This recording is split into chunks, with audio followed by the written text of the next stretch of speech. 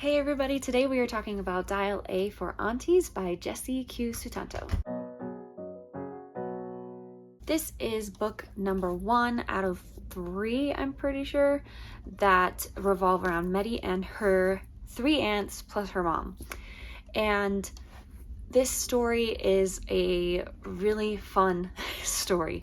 I very much enjoyed it. I read it on vacation, finished it before I got home from said vacation because I was just reading it every single day and it was just so easy to get back into. I just constantly was wanting to get back to reading it because I liked it that much.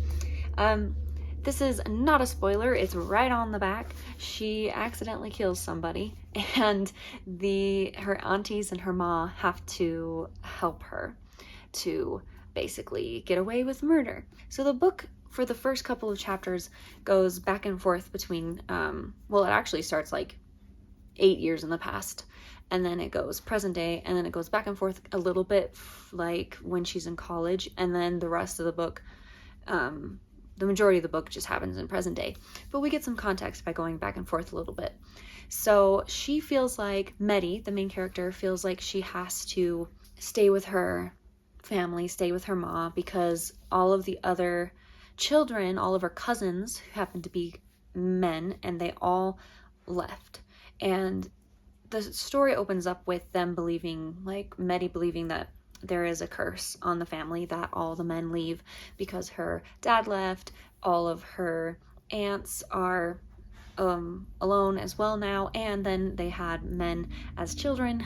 Well, they had children that grew up to be men and then left for college all the way across the US, far away as possible, basically. And so they were all really grateful that Meddy, being the only female child, was gonna stick around and not leave. And so she kind of felt this pressure that she had to stick around because of that. So we learned that she's going to go to college. She got accepted to a college that was outside of California, but she chose to stay in California so that she didn't have to feel like she was doing what all of the other cousins were doing and just leaving. She kind of felt like she had to. And so she stayed in California, but it was a good thing because she met this really cool guy named Nathan. They became friends first, and then it naturally just developed into something more. She really cared about him, but she was also worried that this curse was going to take him away from her. And so we have that element in the book as well. And then, of course, our main topic is this accidental murder that happens and trying to get away with it and cover it up. And all of this happens during an inopportune time because the family business is weddings, wedding planning and everything. So big aunt, she is in charge of the cakes. She makes beautiful wedding cakes. And second aunt is in charge of doing hair and makeup.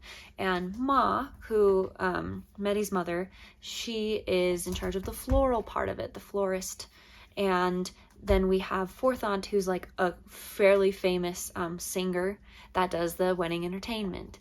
And Meddy has been recruited into the family business. Once she graduated, she went into photography, so she'd be the wedding photographer. So it just works out perfectly that they all have these skills that are skills that you need for wedding and wedding planning. And so she's a part of this business. She loves taking the photographs of the brides getting ready and just all the in-between stuff. And so she decides that she'll be part of this business too once she graduates. Because she has been single for so long, her mother decides to try to set her up with a blind date. And how that happens is pretty funny, and we don't even know exactly what happened to get this date together. We don't know all the details until like halfway through the book, and then a little before halfway, and then we realize, oh my gosh, no wonder this is not going well, because the blind date does not go well. And all these events that happen, it's just one thing after the other, and it's just the way that everything happens. It's like, if something can go wrong, it will. If something can be worse, it will be. And so every single thing that happens from because this accidental murder happens right the night before they have to get on a boat and go to this island where this wedding that they're planning and that they're preparing and everything is happening at. And so they have to think fast as possible and just try to do something and get through the wedding weekend, and then they can deal with the aftermath of this murder after that. But things happen that aren't supposed to happen, and it causes this situation to kind of follow them into the next day, and then they're having to deal with it at the same time as dealing with the wedding. And it's just like like I said, everything that could go wrong does. And it's just, there's so many like twists in this that I think are not any that I wasn't even trying to think that there would be, twists in this book when I was reading it. But then one thing happens and you're like, oh, and then another thing happens and you're like, oh my gosh, of course. And then another thing happens and you're like, oh my gosh. It just keeps going like that, like the whole book. And it keeps you constantly surprised of what else could go wrong, what else is going to happen. And just, you want to keep reading so you can find out, is there ever going to be a moment of happiness in this? Is there ever going to be something that goes right? And because of that, like, I know I'm being kind of vague here, but that's just because if you have not read this book, I want you to be able to experience all these like twists and turns and surprises that I had when I was reading it, and realizing like, oh my gosh, this is so fun. And I just think movies, yes, too, but books that are involving like weddings and possible wedding disasters or wedding shocks and things like that, I think they are so fun. I mean, for example, we've got, of course, Crazy Rich Asians, which is like probably one of the first wedding Asian related like successful stories, at least one of the first that I read.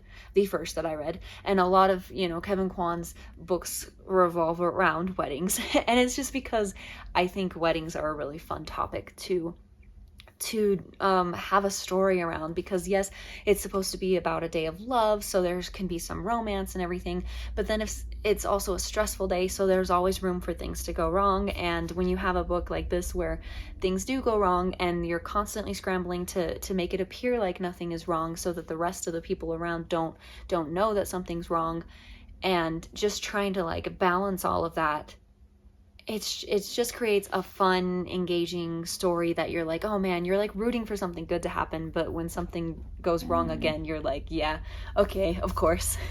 But yeah, I just really liked the way that it was done, and I'm excited to read the second one and the third one, because I mean, this one was such a hit for me that I feel like the other two are going to be great as well. Just having this, setting around weddings and everything is great. There is some, romance in this as well. So, because of course, Meddy and Nathan that met in college, they had some romance, but it is not like, I don't really consider this like a romance book. Like you're not going to be reading this and getting very much spice if you're trying to like rate it in that kind of a way. It's pretty mild in terms of that. There is mentions of intimate scenes and things like that in here, but it's not going to go into too much detail, because the real story here is Meddy and her trying to get out of this situation that she accidentally got herself into, but her mom also kind of got her into it as well. And that's the main thing, is just trying to hide all of this craziness from coming out into the public. Eventually we do get that kind of at the beginning and kind of at the end, where we do have moments of the more romantic kind of scenes and stuff like that.